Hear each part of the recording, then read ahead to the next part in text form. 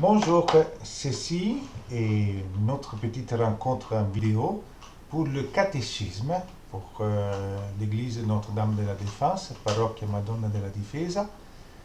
Et aujourd'hui, c'est le jeudi saint. Et donc, on va voir ce que les chrétiens célèbrent aujourd'hui. On commence toujours par nos prières, au nom du Père, du Fils et du Saint-Esprit. Amen. Notre Père qui es aux cieux, que ton nom soit sanctifié, que ton règne vienne, que ta volonté soit faite sur la terre comme au ciel. Donne-nous aujourd'hui notre pain de ce jour. Pardonne-nous nos offenses comme nous pardonnons aussi à ceux qui nous ont offensés. Ne nous soumets pas à la tentation, mais livre-nous du mal. Amen. Je vous salue Marie, pleine de grâce, le Seigneur est avec vous. Vous êtes bénie entre toutes les femmes, et Jésus, le fruit de vos entrailles, est béni.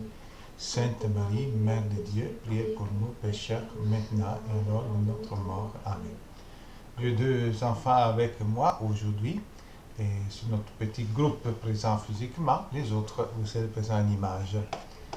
Alors, j'ai préparé un PowerPoint, une série d'images, pour parler du jeudi saint.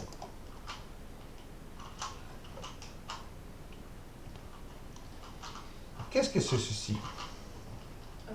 C'est des juifs qui mangent. Oui, ce sont des juifs à table.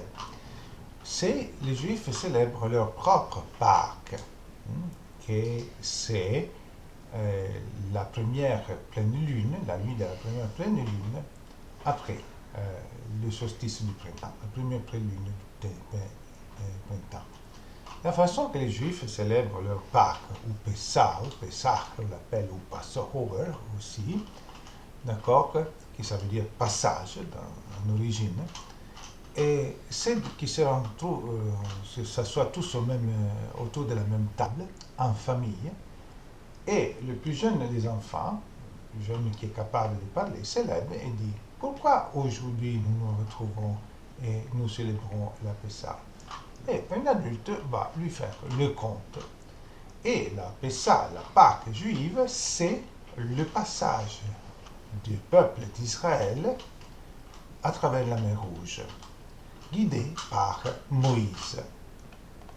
Parce qu'il faut savoir que le peuple d'Israël se retrouvait prisonnier en Égypte, ils étaient des esclaves, et Dieu décide de les libérer.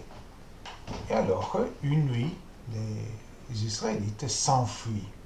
Ils préparent du pain sans levure, ils préparent de la nourriture, des herbes, ils ont mangé de l'agneau, ils ont eu des derniers repas, ils partent avec le pain sans levure parce que ça occupe moins d'espace et c'est plus facile de voyager. Mais voilà que le pharaon envoie les gardes pour les rattraper. Et c'est là que Moïse allonge son bâton sous la mer et il passe à travers la mer et commence le long voyage qui les amènera à la terre promise, à la Palestine. Ce voyage-là s'appelle l'Exode.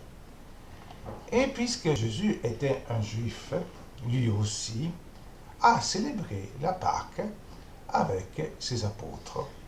Il a trouvé un endroit où il s'est assis, et probablement c'était vraiment comme dans cette image, une petite table. Ils ont fait leur prière et ils ont mangé ce que c'est dans le rituel des Juifs, du pain sans levure, de l'agneau et, et d'autres nourritures. Mais une chose particulière que Jésus a fait avant son repas, c'est qu'il a voulu laver les pieds à ses disciples. Parce que ces gens-là, c'était des gens qui voyageaient, et avant de se mettre à table, ils avaient la bonne coutume, ils se lavaient les mains, ça le visage, et s'il avait marché beaucoup, aussi se laver les pieds. Mais Jésus, ce jour-là, c'est lui qui veut laver les pieds à ses apôtres. Ses apôtres trouvent ça bizarre, mais Jésus dit, aujourd'hui je vais le faire à vous, et puis vous le ferez les uns les autres. Comme pour dire que dans une communauté chrétienne, il faut se servir mutuellement. Et encore aujourd'hui, dans la célébration de la messe du jeudi saint, le prêtre, à un moment donné, descend de l'autel et, d'une façon symbolique, lave les pieds à 12 personnes. Et ici, nous voyons une photo où c'est le pape François qui, il y a quelques années, est allé dans une prison. Il a voulu laver les pieds aux prisonniers, juste pour faire comme Jésus avait fait avec ses apôtres. C'est dans cette dernière repas que Jésus a fait avec ses apôtres qu'il a institué l'Eucharistie. Qu'est-ce qu'il a fait? Il a pris du pain, il a fait une prière de bénédiction à la fin du repas, et puis il a donné à ses disciples, disant, ceci est mon corps, mangez-en. Et puis il a pris une coupe avec du vin, et a dit, ceci est mon sang qui est versé pour la nouvelle éternelle alliance. Or, il nous a donné donc son corps et son sang. Jésus savait que le lendemain, il allait quitter son corps des chairs, il allait les trouver transfigurés, mais qu'il savait qu'ils allaient abandonner le monde après son existence physique.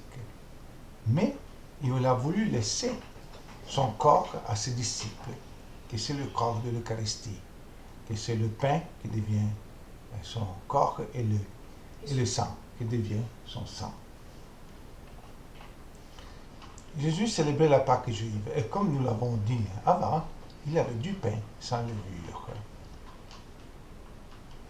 Moi, je fais du pain, ça m'est déjà arrivé d'oublier de mettre de la levure. Et c'est sorti une masse cuite de pain, mais trop dur, extrêmement dur. Et surtout, il n'a pas monté. Il est resté plat. Puisque les Juifs célébraient et célèbrent encore avec du pain sans levure, la tradition dans l'Église catholique, c'est de célébrer l'Eucharistie avec l'hostie, c'est-à-dire avec du pain sans levure, qui est très mince, juste parce que sinon ce serait trop difficile de le mâcher et de l'avaler. Mais pour célébrer l'Eucharistie, nous pouvons utiliser n'importe quel pain, même important que ce soit de la farine, de l'eau, avec sel ou sans sel, avec sans levure. Mais puisque Jésus avait un pain sans levure, nous continuons à célébrer de la même façon. Dans ce même repas, comme vous pouvez voir dans cette image, Jésus annonce, et maintenant, il ne me reste qu'accomplir ma passion, ma mort. Bientôt les gardes viendront me prendre et je vais être condamné à mort et je vais monter sur la croix. Les apôtres, à cette annonce de Jésus, sont tous très consternés. Ils se désolent du fait que Jésus doit subir ce terrible supplice.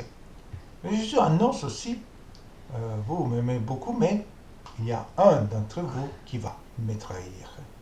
Alors ils sont encore plus angoissés, les 12. Et tout le monde se demande, qui va te trahir? Comment est-il possible? Est-ce que c'est moi qui va te trahir? Pourquoi trahir? Parce que les Juifs, ceux qui voulaient prendre Jésus, ne le connaissaient pas de son visage. Ils n'avaient pas les photos à l'époque pour reconnaître ceux qui voulaient capturer. Ils le connaissaient de nom. Ça prenait un de son groupe qui disent aux gardes qui était exactement Jésus.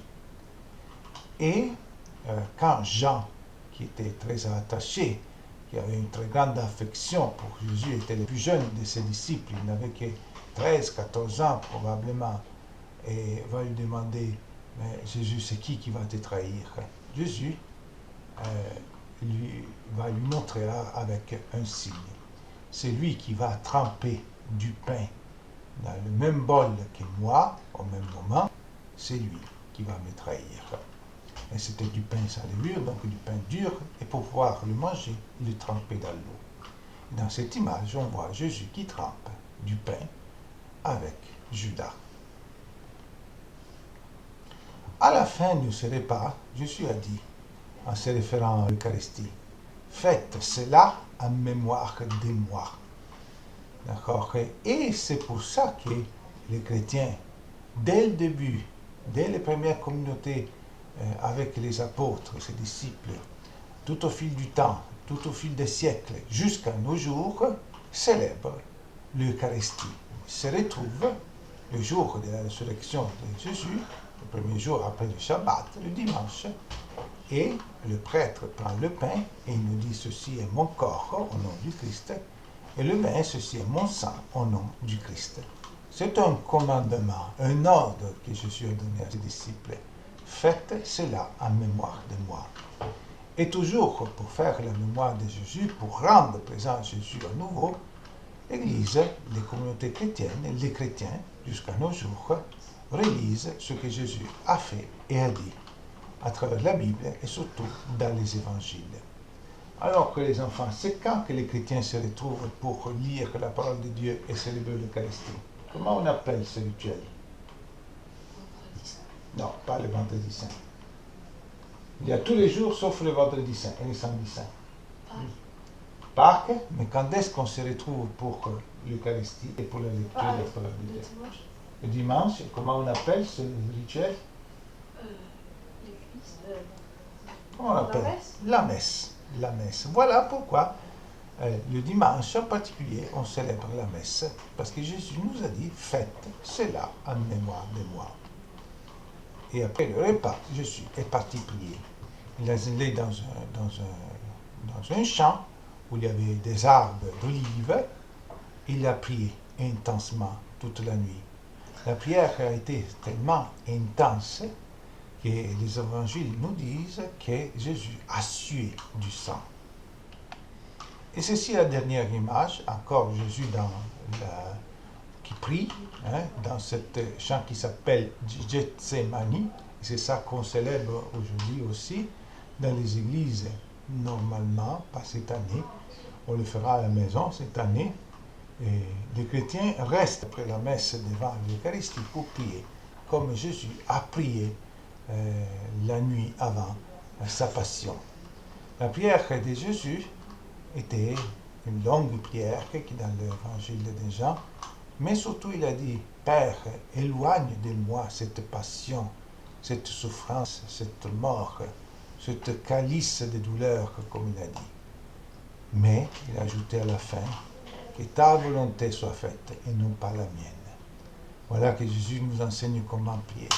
Comme on demande quelque chose, qu'on veut sortir de la souffrance, on veut aller éloigner l'épreuve que la vie nous donne, mais à la fin, il faut toujours dire que ta volonté soit faite et non pas la nôtre. Dans cette image, on voit aussi 3 personnes qui dorment. Ce sont les 3 disciples que Jésus avait amenés avec lui et qui devaient prier avec lui, mais ils ne sont pas capables de rester éveillés pendant toute la nuit. Ils s'endorment. Et au fond de cette image, nous voyons déjà les gardes qui approchent, et c'est là, dans les Gethsemane, dans les champs des olives, qu'ils vont arrêter Jésus. Alors, demain, il y aura une autre vidéo, une autre série d'images pour vous parler du Vendredi Saint.